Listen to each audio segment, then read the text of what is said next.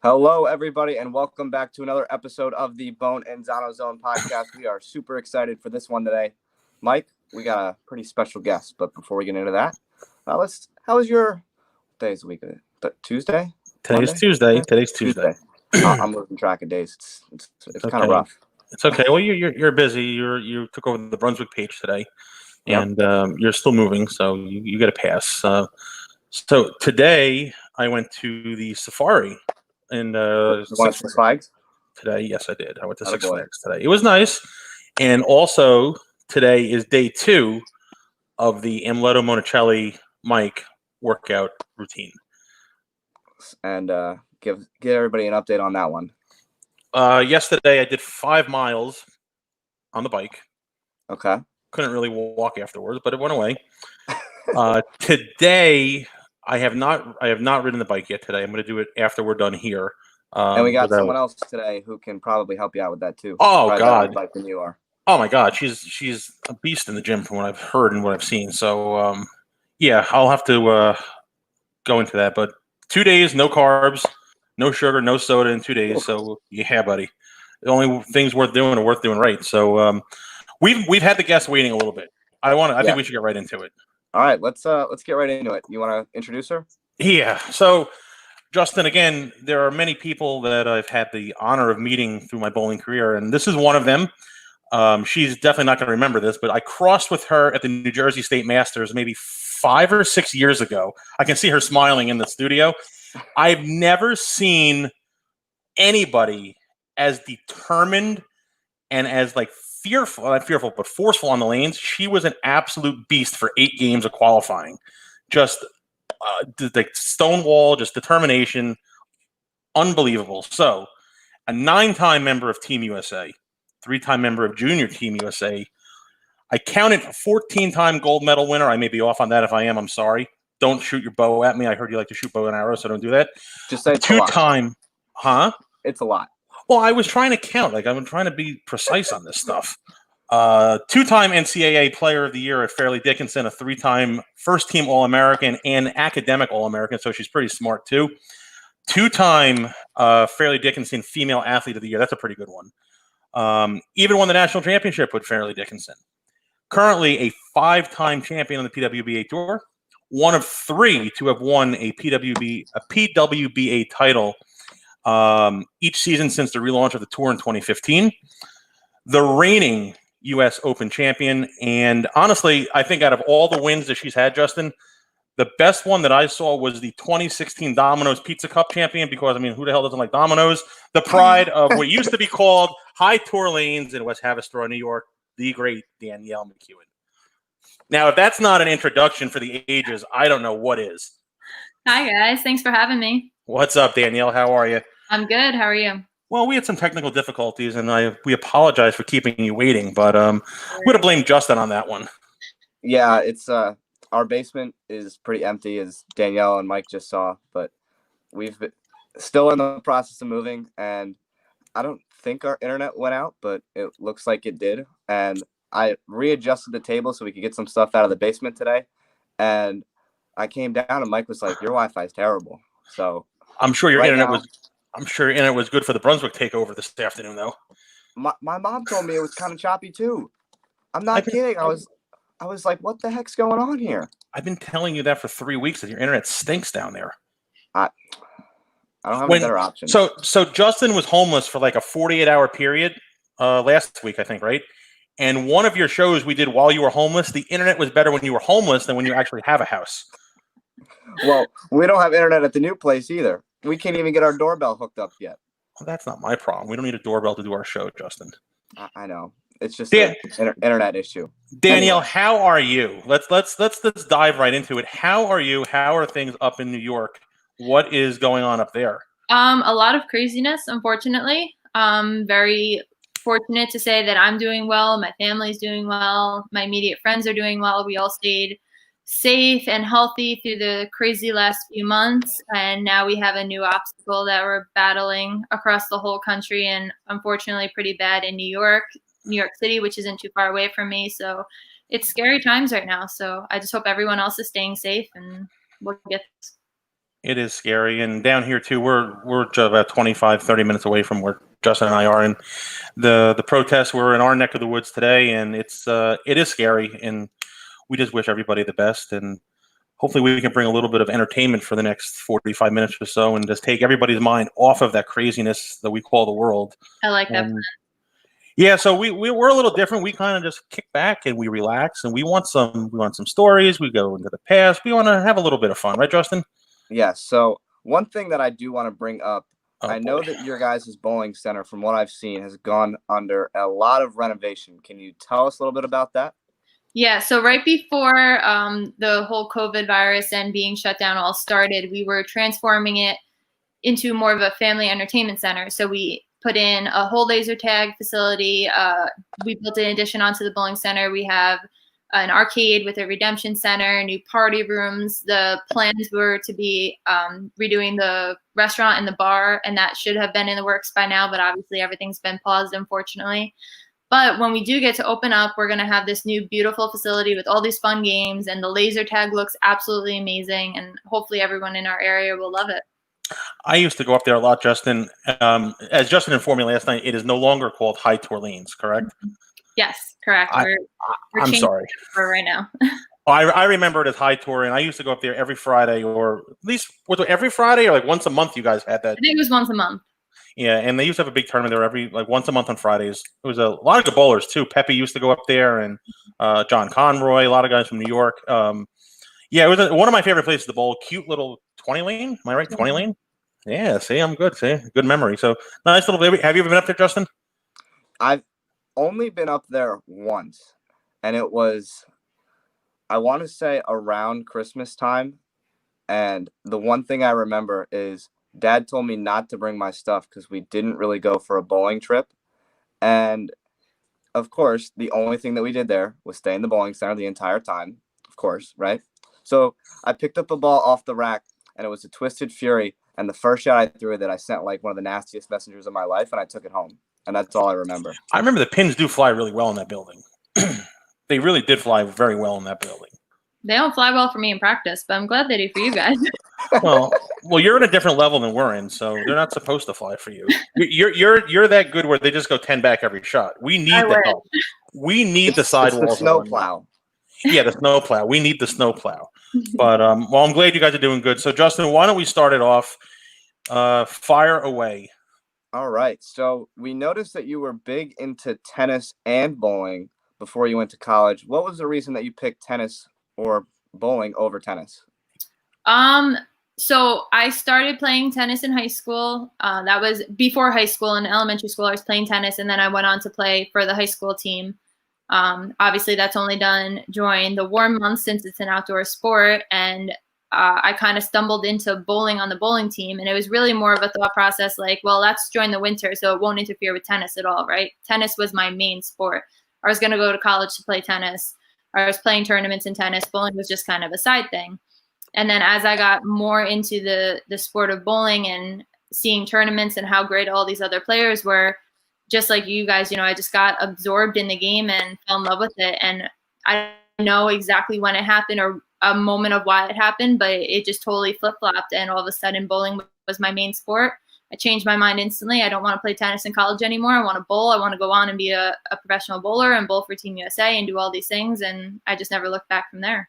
Was it FDU would have been your choice if you wanted to play tennis too, or you would have went elsewhere? No, I was still in the kind of limbo back and forth when I first started applying to colleges. So I applied to a couple for tennis and I applied to a couple for bowling. And then I instantly, right after that, decided I'm going to bowl. So I don't know where I would have went if tennis was the outcome that I decided to pursue, but they did have a good tennis team. So it probably would have worked out there. So how did you end up at FDU then? Was it just the bowling or just a random? No, it was definitely for bowling. As I got to the later part of deciding and finalizing where I would go for college, my main decision was really revolved around bowling and making sure that I was at a school that could win. I wanted to win a national championship. I wanted to learn. I wanted to be on a competitive team. And FDU had that. They were close to home. They had my major. It just seemed like the right fit for me, so I went with it. And you were a psychology major, correct? Correct. Well, that is some serious stuff. That is really intense. I think we're having internet problems again. Are we still having internet problems? Are we? Yeah. Oh, darn it. Well, we can So- keep it going. All right. I do have one question, though, before you get to the next one. Did you have intentions when you made that switch from tennis to bowling? Did you have intentions of going to where you are now, going on tour, traveling the world, bowling for Team USA? Did you want any of that before college, or did it come during or after? Definitely not. It was all just a step-by-step process, kind of looking at the next step in front of me, accomplishing that goal, and then moving on to the next one. At the tour, we didn't have at the time, we didn't have a women's tour. So I couldn't even have that goal of wanting to be a professional women's bowler and winning titles because it just wasn't a possibility. It wasn't existent. So I just wanted, my main drive was being a part of Team USA. And at the time, I just kind of clawed my way onto Team USA as I was finishing college. And I wanted to, get onto the competitive team where I could go out and compete with the great girls. And I knew the only way to do that would to be go out and get experience. So it was just a step-by-step, what's in front of me, tackling that at the moment, and then going from there. With the women's tour folding up, when you were in college, did you ever have any aspirations of saying, hey, I'm going to go compete on the men's tour? If there was no women's tour, did you think you would ever have gone down that road? That's actually what I did for the first few years out of college. Like I said, with Team USA being my driving goal, I wanted to get the experience and get better. So my first few years out of college, instead of going after my degree, I chose to take a couple of years and bowl around the world and bowl against the guys. And then thankfully, I think it was 2 or 3 years after that, the women's tour came back. And that was in 2015. Yes. So here's a random one, and this is always a difficult one. I bowled in college, and obviously, the men were not NCAA. So do you ever think that the men will ever go to NCAA like the women they are? I would like to see that. I don't really honestly know the rules as to why they are or aren't, or what they would have to do in order to become, but I think that would be great. I think being part of an NCAA program was amazing, and there's obviously so much more scholarship opportunities that if the guys could have that access accessible to them as well, that would be great. Did you have anywhere else you were looking at, or was this fairly was wanting to stay close to home, or were there any other schools like Wichita, Nebraska? Did you have anywhere else you were thinking of going? I didn't really branch out too far from home. I knew I wanted to stay at least on the East Coast somewhat. I know I looked into Sacred Heart, Adelphi. I don't remember the other ones, but at the time, pretty much any good bowling school that was right up along the Northeast, I at least looked into and applied to, and talked to the coaches, met the team, kind of viewed the campus, and then made my decision from there. Yeah, there are definitely plenty of options, at least in this area, it seems like, for girls bowling. And it's kind of crazy to think about when you look at it. You're like, there's 6 or 7 schools within a 3-hour or 4-hour radius that a lot of women bowlers can go to yeah, still and very become better. competitive schools. They're very great schools. Yeah. So we talk about Team USA. What about your favorite memory of Team USA? I mean, you've been all over the world. The passport has been stamped numerous times. What's your favorite memory with Team USA, or favorite highlight with Team USA?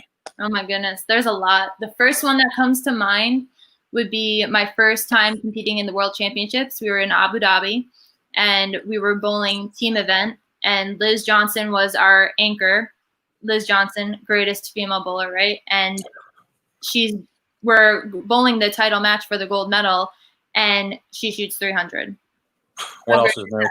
So that has to be hands down the coolest thing that I've ever seen, just to be there literally right behind her watching this all happen, going, I can't believe this is happening. And not only did we win a gold medal, but I witnessed something so amazing from such a great player.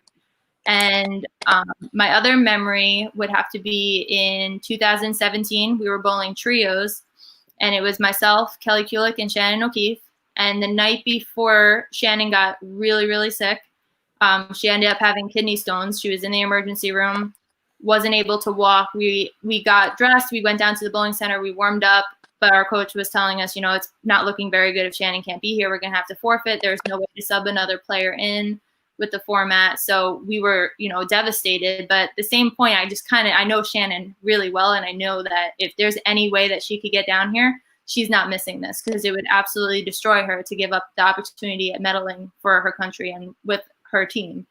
And, right as we were about to forfeit, she comes walking around the corner. An hour later, we win a gold medal. Go figure. Wow. Go figure. Yeah, That's the kind of stuff that will definitely become like your most memorable. Like for my dad, we've done shows like this a couple of times, and his most memorable one has to be the World Championship, right when Superstorm Sandy hit, and the whole area was blown apart, devastated, like absolutely terrible. And he went out there, missed the practice sessions, didn't make any of the cuts at the animal patterns, and then went on. Obviously, you know the story, wins the tournament. But how it was so bad at our area that he almost didn't go, and then ended up winning the tournament. It's the same exact thing. Yeah, it's a cool story. So, Yeah. so I got another one here. So, if the women's tour didn't come back in 15, if you were still bowling with Team USA, what would you have done for a career? I mean, Team USA is great, but it's not really it's not like a career, like bowling on tour with the women. So, what would you have done in lieu of bowling on tour? Did you have something to fall back on? Would it have been psychology? Would it have been something different? What would you have envisioned yourself doing if bowling wasn't there? You know, I honestly have no idea. My degree had me going to be an elementary school teacher. So I was studying elementary and psychology in adolescence. So maybe I would have went down that route. Like you said, if I didn't have a women's tour, I don't know if I would necessarily still be bowling, not at this level at this point, because I was getting my teeth kicked in bowling against the guys every week, to be completely honest. It was not easy. I wasn't making money. I was getting experience. I was learning a lot, but that doesn't pay for hotels and flights. Mm-hmm. So I don't know if our tour didn't come back, really where I would be at this point, but I'm just very lucky and fortunate that it did. So you talk about bowling with the guys. What's the biggest difference between bowling with the guys and then bowling with the women? Like, what's the biggest difference between the two tours? Is it patterns? Is it just talent? The talent-wise, I mean, they're both obviously top of the line, best in the world. But what is the one big difference that you see? The biggest difference is definitely just the lane breakdown. It's makes it almost look like a different sport completely. The way the women break the lane down and the way that the men transition the lanes, it makes me play different angles, use different tools, different balls, different layouts. There's literally almost no comparison once you get past game 3, 4 on both tours to each other. It's a completely different game. And that's really crazy to think about. And I know that it's probably very similar to some of the kids at Junior Gold, what they see. You know, I have this one story about in 2017, we were bowling on the 50-foot pattern, and you were playing out by the gutter. And by the time game 4 hit, I had to move into 4th arrow, and I missed the headpin going away twice, and then threw it down the middle to play it safe. And like that's like almost what the guys do compared to what the girls do, is what it seems like. Mm-hmm. They just blow it apart, and it's crazy to see. Well, and that's with the rev rate too. There's really not two-handers on the women's tour that are going to blow it up like a Belmo or an Oscar or whatnot that you'll see with the guys. Yeah, it makes it very challenging because obviously I don't have the rev rate, and I don't have, I can get my ball speed up, but it's still, I'm not going to have the rev rate to play the angles and the lines that they're playing. So I always kind of end up in like their traffic. So, like you explained at Junior Gold, those times where you make a lane change or you go to a new pair, you just kind of don't really know where to play. That's how I feel for almost every game bowling against the guys. There's never really, after you get off fresh, there's never really like a clear place to play. It's like, you can't play here, you can't play here, you can't play here. Just make really good shots and figure something out. Well, you're damned if you do, you're damned if you don't almost. Yeah. So back to bowling with the guys, you bowled in the PBA, you were eligible for the PBA League and bowled on a league team for a few years now. Do you want to see something like that for the women, or would you be open to something like that where you have like almost like a battle of the sexes kind of thing where the top 5 women versus the winning team of the PBA League? I would love that. I think that would be so cool. I loved getting to compete in the PBA League. It was an amazing experience. From watching on TV, you guys can see the atmosphere is out of control. So to be able to take part in that was such a unique thing. And I would love to have a girls team just to kind of go in. And I think that it would be really cool for the fans too. I think all the girls would be rooting for us. If we beat the guys, it would be awesome. If we didn't, we'd still probably pick up a lot of fans and have just fun, going against them. It would be a really good thing. It's good for the sport. And we talked about this on draft night too, Justin, even having like a PBA 50 team, have a women's team, and then have the league champion, have like a 3-way thing. It would be good for the sport. I mean, anything to drive more attention to bowling is what we need, I think, especially with everything going on now. We want to get everybody back. And what better way to do that? And the team atmosphere is what bowling is. I mean, I bowled in college. Danielle bowled in college. You're going to be bowling in college most likely. There's nothing like team bowling anywhere in the world. And Danielle, would you agree with that? Absolutely. Yeah. Yeah, I think it would be huge. I mean, I think especially being one sport that you can still be at a super competitive level, not only being a girl, but being over 50. There's not really a whole lot of sports that you can do all three of those. So to see something like that where, and even like when you look at the PBA 50 tour, it's almost all the legends of the game. So to have like a legends kind of team, a women's team, and a PBA league team of just guys, that'd be a whole nother story. So we got to talk to Tom Clark about that. Yeah, we got to put the good word in for him. Danielle, if you're going to back us, we're going to talk to Tom Clark and make that happen and get a women's team and a 50 team. Full support. We're going to do it. So you've won 5 titles now, every year, just there. So you're becoming arguably one of the best bowlers in the world. What motivates you, besides winning, obviously, but what is making you go up to that next level to like where you're going to, like the Liz Johnson, competing against like getting the Liz Johnson's category, something up there? What's motivating you? It's just kind of my personality, and that's what got me started from the very beginning with bowling. Is I just want to be the best at whatever I can do, and not even just the best across the board, but the best that I can possibly be for myself. Whether that's working out or taking classes or on the lanes, whatever it is, I just want to push myself to see, what my limits are and how good I can be at it. So I think that's just it. It's just the constant drive to be better than yesterday and see how far that takes me. Justin, she brought up the term working out. Yeah, I've seen that. That's a big trend, especially lately, is there are a lot of bowlers starting to work out and trying to push that bowlers are athletes. I've noticed that a lot. Absolutely. And we are. I don't care what anybody says. We are. Look at your father, for example, Justin. Back when he was on tour, 42 games a week or 56 games a week. Yep. How many balls are you throwing? You're throwing a 15-pound ball down the lane X amount of times, carrying your bag, moving pairs. That's I don't care what anybody says. That is a lot of work. But I think now most of the bowlers live in the gym. I mean, Danielle, how often do you work out? I mean, I don't want to get too personal, but how often do you go to the gym? Well, I can't right now, but normally I work out twice a day. There you go. Oh, so wow. It's twice a day. Yeah. Monicelli has nothing on her, Justin. No, they're pretty up there when it comes to working out. And that just shows the difference. Like, look at the bowlers from like 20 years ago. Like, take your father. In knowing him forever, I don't ever remember your father ever saying, "I'm going to go run 5 miles or go to the gym." No, like that wouldn't happen. No, it definitely wouldn't. But that's the difference from then to the bowler now. Like, I mean, when you're on the road, Danielle, are you going to the gym with do you have a bunch of guys, like girls that you go to work out with, or just doing it on your own when you're on the road? Oh, on the road's a different story. So twice a day is when I'm home training for sure. But once we kind of get into on the road, I'm kind of working it in when I can, missing days here and there, to be honest. We compete at weird hours for long days and travel on top of that. It's kind of squeeze in what you can when you can. What's the biggest thing, if you're going to give advice to people that are watching now, what is the biggest thing we should be working on to get into bowling shape?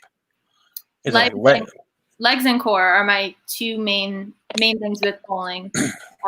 Legs we're using them for our power. You're using them to get your use of the line with speed. You need to have your balance to stay in the shot. The foundation of our approach comes from our legs and your core as well, making sure that your whole body is stable. And also just to make it through those long days. Like you said, we're competing for long hours, and then you get up the next day and you do it again. You get the next day and you do it again. So after a while, you kind of get that soreness in your back, and your core can prevent that, having a strong core, a strong foundation, and then you won't have those aches and pains the next day when you have to get up and compete.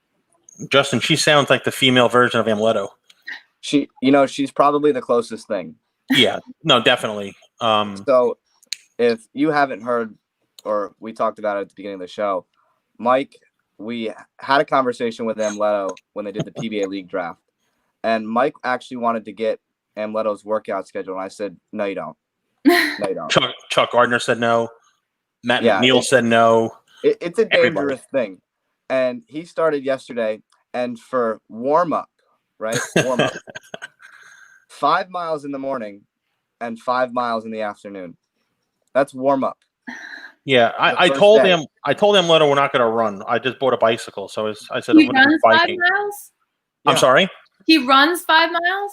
Leto runs about 8 to 10 miles a day. Yeah, no, he has me. And I told him, I said, look, man, I said, I don't want to run. I said, I want to ride a bike. He's okay. He goes, okay, friend. Okay, friend. He goes, do 5 miles to start the day and 5 miles at the end of the day.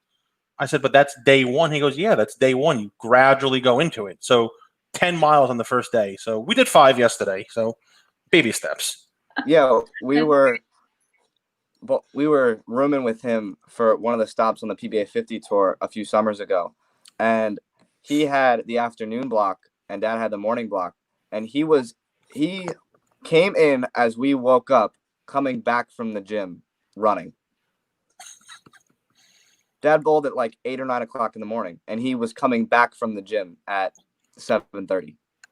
He's a freak. I mean, he's an absolute freak. There's no doubt about it.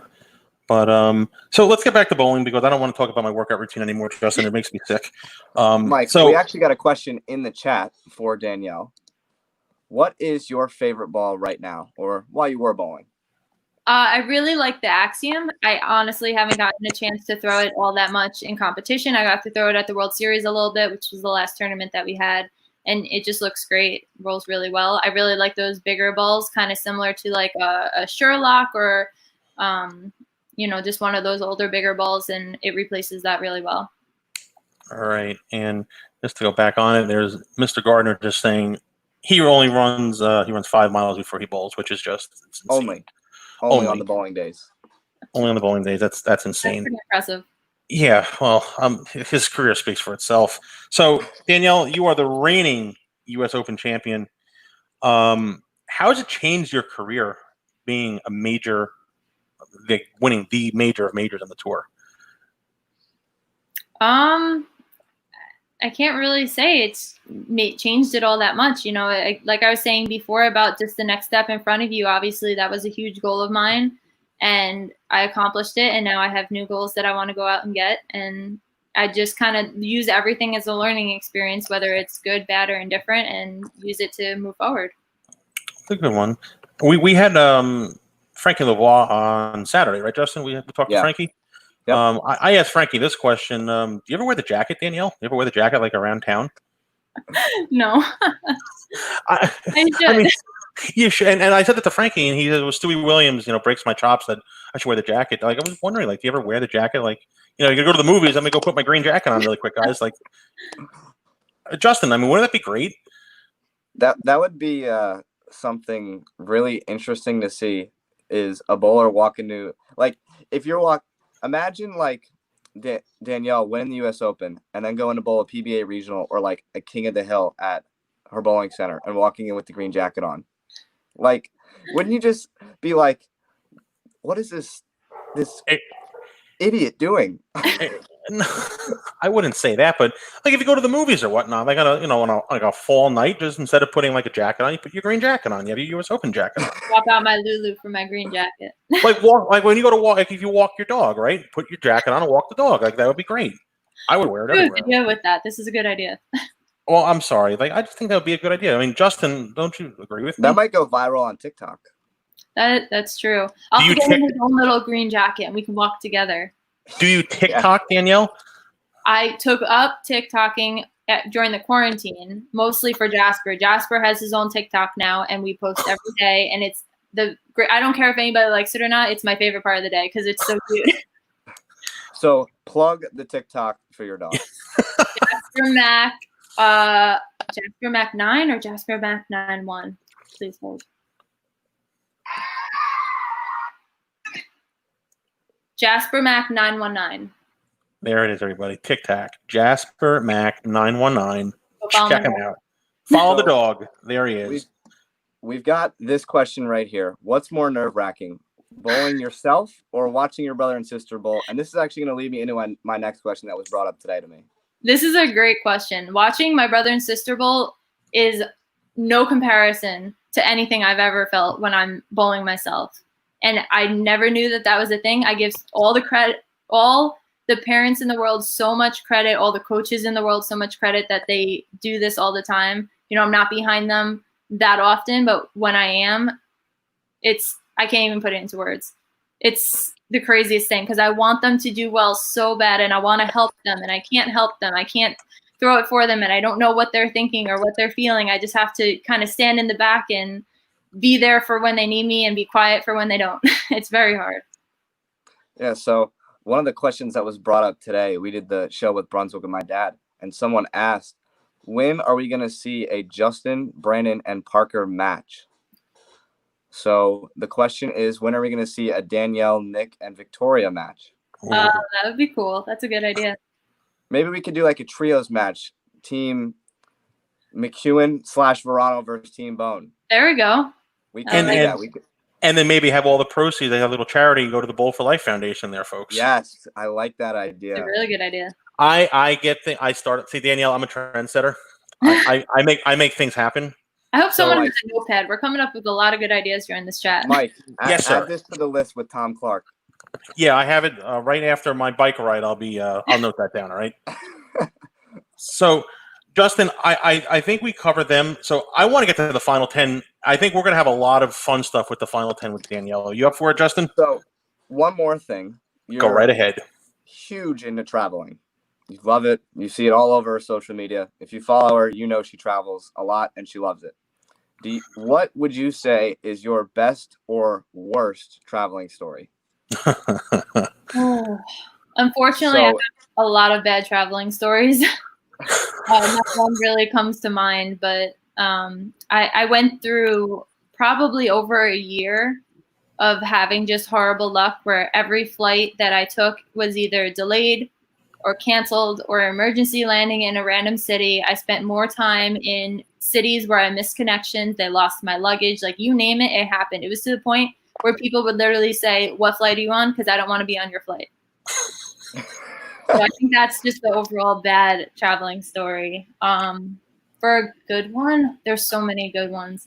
I think anytime I go somewhere new is just it's a good story just because I love it. I love just seeing new parts of the world and learning about their culture and their food and the sights and everything.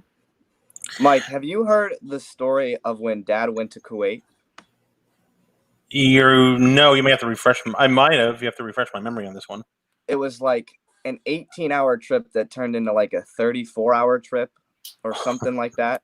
No, I don't think I've heard that one. We'll have to get him on. We'll bring Danielle back and he'll have to tell that story on the air because one thing that happened was all he wanted to do was take a shower. He was somewhere in the middle of Europe and he went to go to the shower, came back, and this was like the public shower in the airport because he couldn't get into any of the public shower.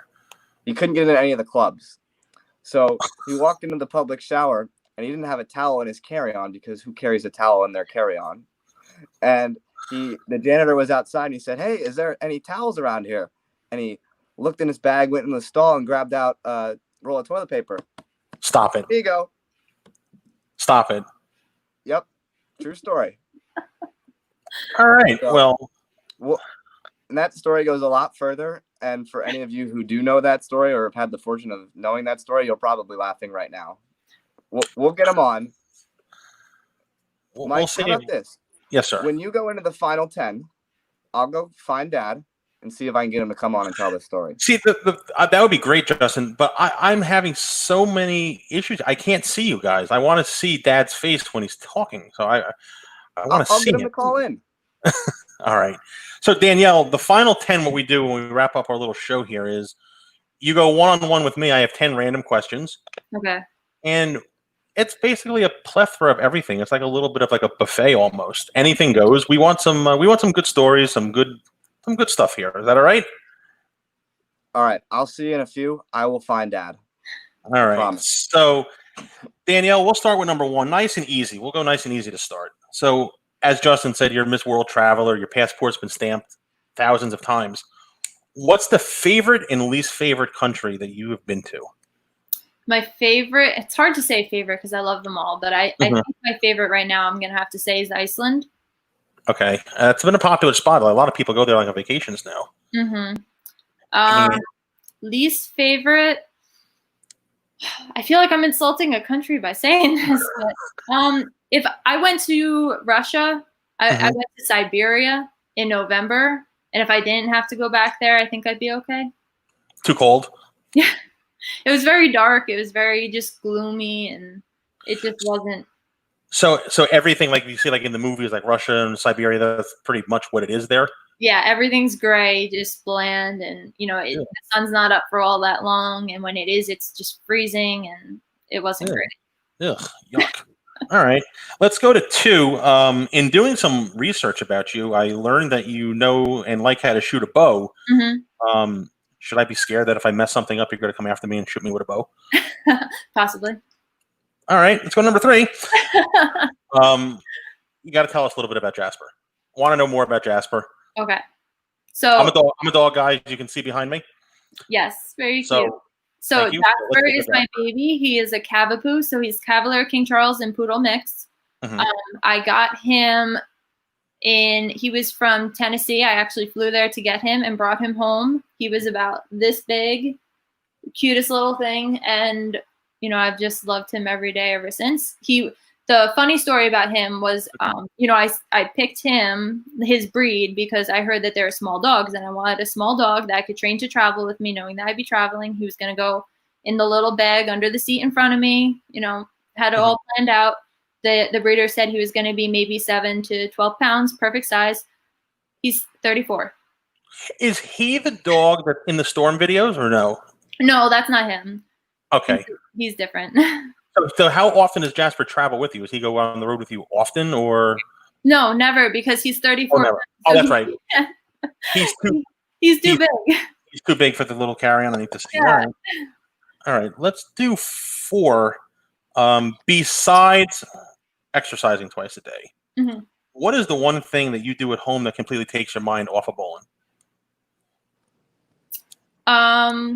Making TikToks of Jasper, definitely.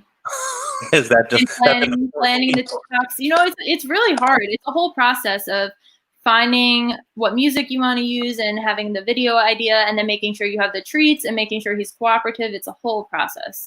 I don't have TikTok, but I wrote down Jasper's name, so I will download TikTok. You'll have to go check it out. And I will have to check him out. So let's go to 5. This is a little bit more on a serious note. What's the best advice you can give a teenage girl that's done with bowling in college and wants to try her hand on the PWBA tour? My best advice would be to just go out and do it. We have a great regional program that goes all around the country. So if you're kind of hesitant on going into the full-blown tour, you could start with that, get your feet wet, get some experience, kind of see where you measure up and what you need to work on, and then just go out and compete. There's really no better way to learn than through experience and hands-on learning experiences. So just go and do it. All right. And there we go. I'll be getting lost in TikTok for hours if I started. So great. Another thing to occupy my time. All right. Let's go to 6. This is a different one. I've never asked this one to anybody, and I'll answer it as well. Who's your celebrity crush, Danielle? Oh, that's a good one. That's a different one, right, Justin? That's a different one. It's a different one. It's a different one.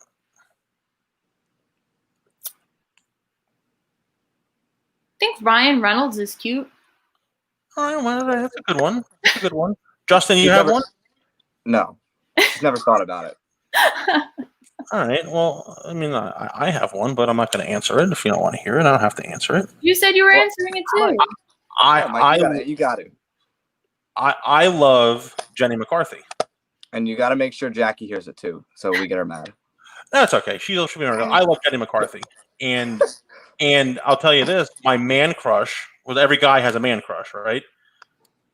My man crush would be Alex Rodriguez. Is that a good enough answer for everybody? Well, look, I mean, you asked. I'll give you my 2 answers there. It's good for me. It works for me. All right. Let's go to 7. Danielle, approximately how many flyer miles do you have? Oh, this is a good one. Like how many points or how many have I flown? How many points do you have? Like you're always on a plane. You're going all around the world. Like you must have like millions of points. Like how many flyer miles have you accrued over the years? I spent the ones that you can spend. Like as I make them, I kind of spend them. So I probably would have a lot more if I didn't spend them all, of course. But I save those all mostly for honestly getting my family out to shows when I make them, because the flights are really expensive and you don't know if you're going to be on the show until 12 hours before. So that's usually what those are saved for. That and emergency trips, which I've had to use a handful of times, but probably have a few 100,000 for sure. Not bad. So right. Before we go to the next one, I do have an interesting story about that. So Dad very recently hit 2 million.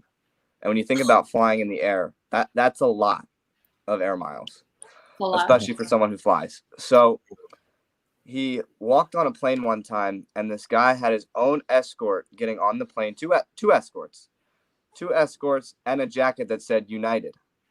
So obviously this guy's got to be pretty high up.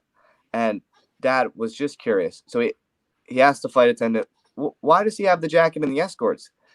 She goes, well, he's a part of our 19 million mile air club.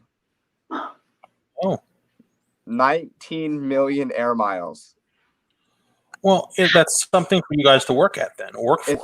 If you can think about it this way, that's flying, for those of you who can't relate to it, this is flying to Australia every week and back. That's crazy. So basically a round trip to Australia from New York every week. So basically he got the green jacket of flying is what this guy has. Yeah. So he's wearing the US Open jacket on the plane. Yeah. All right. I like that. All right. So maybe if Danielle pulls that out for her next flight, she might get an escort too. Listen, I think Danielle should wear the green jacket when you guys have your little Bohn McEwan family grudge match on the lane. I'm definitely walking in with it on then. And Danielle, listen, when you show up, wear the jacket and say, "Excuse me, Parker, I have to take off my US Open jacket that you don't have," and just put that on the rack there. Let's go to the next one before your father texts me and yells at me. So Danielle, you seem to be a foodie as well. Mm-hmm. What is the favorite cuisine, and are you a cook or no? Sushi is my hands down favorite food. Atta girl. Mm-hmm. There you go. I cook a little bit when I'm home, but I'm honestly on the road so much that when I get home, you have your favorite little restaurants in your area that you love. So if I'm only home for a few days, I'm making sure I get all my things and then back on the road again. So the only time I'm really cooking is if I'm trying to eat healthy and meal prepping because I'm going to be home for a long enough time. All right. So then do you have a favorite home cooked meal that your mom makes? Ooh. I think whenever I'm home, if my mom asks what she wants me to make, what I want her to make, I always go for tacos. Taco Tuesday. I don't know if that counts as a home cooked meal, but okay. I love mom's tacos. The way she puts everything together, it's perfect. There's nothing wrong with a taco, and it's Taco Tuesday, always a Taco Tuesday, right? All right, so I got two more, Justin. All right. Who was your role model in the bowling world growing up? Who did you aspire to be? Who did you want to be growing up? So really interesting. Rewind to when I started bowling. I didn't actually start bowling when I was young. I didn't start bowling until I was in high school. And even then it wasn't competitive, right? I was a tennis player. Mm-hmm. So I didn't have what all the other kids have of watching bowling on TV and having a person to idolize or a favorite player because I never watched it. I never watched the old tour. I never even watched the guys until I was already well into my high school years and already started to kind of compete and learn about the sports. So it was more that I idolized the people that were right in front of me that I was competing against that I wanted to be as good as, and just kind of working my way up the ladder through there. And then kind of once I got to the professional side, rewinding and learning about the greats and what made them great and why they were great. But while I was growing up, I unfortunately didn't get to watch it. Interesting. So I have one last one, and that'll wrap up my 10, Justin, and we have a couple of questions in the log. So my final one for you, Danielle. What else does Danielle McEwan want to accomplish in her career that will make her say, I've done it all, I'm happy with what I've done? Well, the obvious answer would be to all the different titles that I haven't reached yet, but mm-hmm. My main goal is just to really make an impact in bowling. Mostly I feel like I can impact it the most with just bringing the change that we were kind of talking about earlier through the generation and what's happening now with our sport. The one thing that always used to drive me crazy is you don't look like a bowler. And I just want to change that perception, because what does a bowler look like? Why do I not look like one? Would you not expect a bowler to wake up and run 10 miles a day? Because they do. Yeah, exactly. So do you, I want to be careful how I word this. Do you want to win a title on the men's tour? How's Absolutely. that? Do you think you can win a title on the men's tour? Absolutely. I wouldn't go out and compete against them if I couldn't. I know it's not easy. I know it's going to be a once in a lifetime opportunity that if I get it, I'm going to have to take it. But, I wouldn't go out there if I didn't think it was a possibility. I love it. I love it. Justin, that's going to wrap up my 10. So why don't we hit the chat log and see what we got?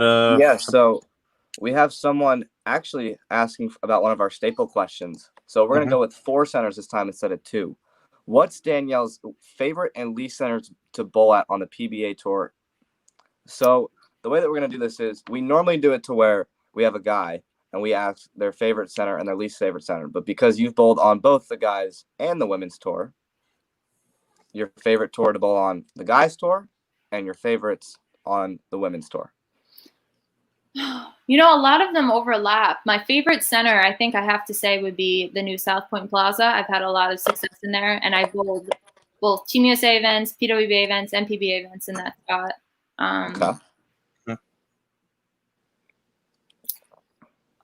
There's so many great centers. I'm blanking here. Yeah, South Point is definitely a really good one. I remember, or I'll tell. My phone's falling here as I'm working off my phone tonight because of the bad internet, as Mike calls it. But I will tell a short story as you consider or continue to ponder on that question. So we were at South Point for Teen Masters in 2018, and that has to be one of my favorite tournaments. Not necessarily the tournament itself, but the week, because every single kid stayed at South Point and you didn't have to leave. So anytime you wanted to hang out with any of your friends, all you had to do was shoot them a message and say, hey, do you want to go to Steak and Shake? Do you want to go see a movie? Do you want to go walk around, go to the pool, whatever? Anything that you wanted to do. Do you want to go watch the squad? You could literally just say, hey, do you want to go do something? And in 2 minutes, you guys were together. I remember we found this blow up alligator in the swimming pool, and we took it. Nobody took it. So we stayed out there for like an hour and it was still there. So we took it. And I remember this fond memory of us. There were like 4 or 5 of us holding it over our heads like this and walking around through the casino and the hotel with the alligator over our head, and then stopping in the middle of the hallway and like giving it CPR. And this was 2 years ago now. So I was 15, walking around the casino with an alligator over our head. How funny. Real mature, Justin. Real mature, Justin. It'll make you laugh. No, well, everything you do makes me laugh. There's no doubt about it. Danielle, when you got into bowling, did you ever go into like JBTs and junior bowling and stuff like that, or was it just local stuff like around your neck of the woods? No, I bowled JBTs. That was kind of my first view of competitive bowling outside of my high school team. A couple of kids on the team were a little more advanced in the sport than me, and they were going to these tournaments every weekend. They were my friends, so I wanted to go with them and kind of see what they were doing. And that's when I came across, players like Matt O'Grady, and how amazing was he, and just what he could do bowling-wise, I didn't even know existed. And that's kind of what made me dive deeper into the sport and see where else it could take you. And you bowled in college with the now Mrs. O'Grady, if I'm not mistaken, correct? Yes, I did. Yes, you did. And Matt had really good hair back in the day, too. He had really crazy. I've known Matt since he's been about 9 years old, so I'm allowed to say that. That's awesome. Yeah, Matt had that really Paulie D style spiky hair going back in the day. So what is on the plate for Danielle McEwan moving forward now? We get out of this pandemic. What is your schedule looking like for the rest of 2020? It's actually a big question mark right now. The only thing that's definite that I have coming up is I will be competing in the PBA Clash. So I will go and compete in that this weekend, and it will be on Fox the following Saturday. So you can watch it there. And then after that, I have no idea. I really don't know, what's going on in this world right now. If it'll be safe for us to have a tour, if we're gonna have some tournaments, if I'm gonna be able to go overseas, if I'll be able to come back to the country if I go overseas. I don't really know what the next few months are gonna bring us. So it's just kind of being patient and waiting. So you're bowling the Clash, and that's going to be in an empty center as well, correct? No fans. Correct. Just the players, no fans. Have you ever been in an atmosphere like that where it's basically like in an empty center? Like, does your mindset change bowling in front of just the staff against having a whole building full of people there? It's definitely going to be weird.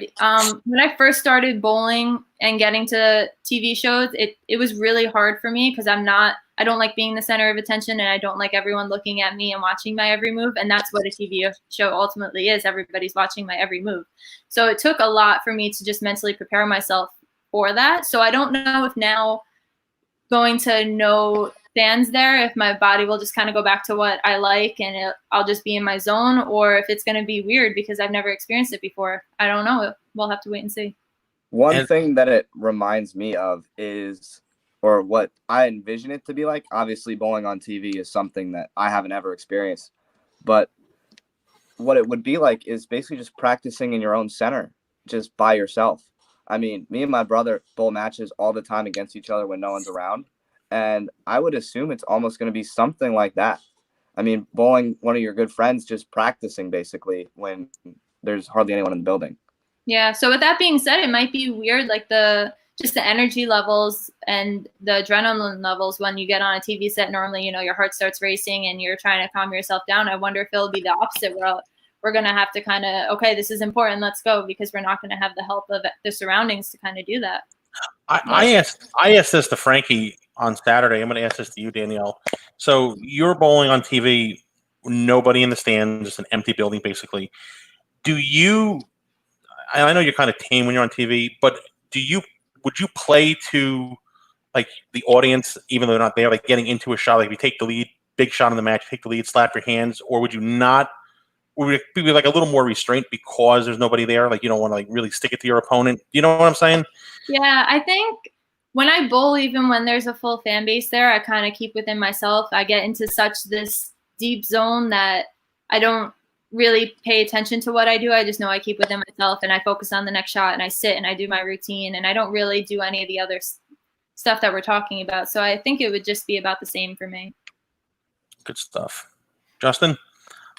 I think that's it. I mean, we covered everything. There were definitely some good stories told, and I like this one a lot. Yes, I do. And just to let everybody know what we have going on for the rest of the week, Justin, I'm going to give us the plug here if you don't mind. Go for it. We will be sitting down Thursday with the CEO, Corey Dykstra of Brunswick, this Thursday at 6 o'clock. CEO of Brunswick, Corey Dykstra, the highest of highs you're going to get at Brunswick. That will be a good one. We'll have a lot of good stuff there. And then next week, we will be having, well, I'm not going to say we're going to have next week. We're still working on next week's guest. Yes, we are. So for those of you who were interested in learning more about the Brunswick and Ebonite acquisition, we will definitely be talking with Corey about that for sure. That's one of our many topics that we are going to discuss. Correct. And then we also announced yesterday that we will have a little bit of a game show or contest in the next couple weeks. So stay tuned for that. It'll be two of our fans against two PBA people. Yes. I'm not going to say who they are, but it could be a ball rep, it could be a player, it could be a Hall of Famer. We don't know who it's going to be yet, but it will be two PBA people. But what I did take from tonight, Justin, was we are going to talk to Tom Clark, and we're going to get a 5-person team from the 5-women team from the PWBA, which Danielle will be on that. You will just have to wear a green jacket to the event. We will try to get that happening, and we will have to get the 3-on-3 match with her family against Team Bohn. We'll make that happen. Make some. And another one who could join in the fun too is the Malots. Jordan, Wes, and his little brother Camden is another one. So we've got a list going to Tom Clark. And that would be good too because Wes has a green jacket, so everybody can wear a green jacket to the show except for that lefty, whoever that guy is. Yeah. And I would like we can start that up. Maybe we can work on that, Justin. Danielle, if you're on board, that'd be great. And raise some money for the Bowl for Life Foundation. Give that to Chuck Gardner. Danielle loves giving back to the youth, so let's give back to the kids and let's try to make that happen, everybody. I think that'd be a good idea. Yeah, I like it. I'm on board for it. Mike, is that it for tonight? That's it. Danielle, awesome job. Thank you for your time. Lovely meeting you. Stay healthy, stay safe, travel safe whenever you get back on the road. And I'm done, Justin. All right. Thank you, Danielle McEwan, for joining us again tonight. We had a great time telling some stories and being able to ask you a bunch of questions. If you're watching on Facebook, be sure to like our page. If you're watching on YouTube, subscribe to the channel so you always know when we're going live.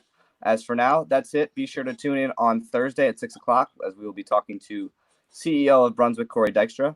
And that's it from the Bohn N Zano Zone. I'm Justin Bohn with Mike Val. And thank you, Danielle McEwan, for a great night tonight. Thanks, guys. Stay safe. And don't forget to check out Jasper on TikTok. Yes. Plug it one more time.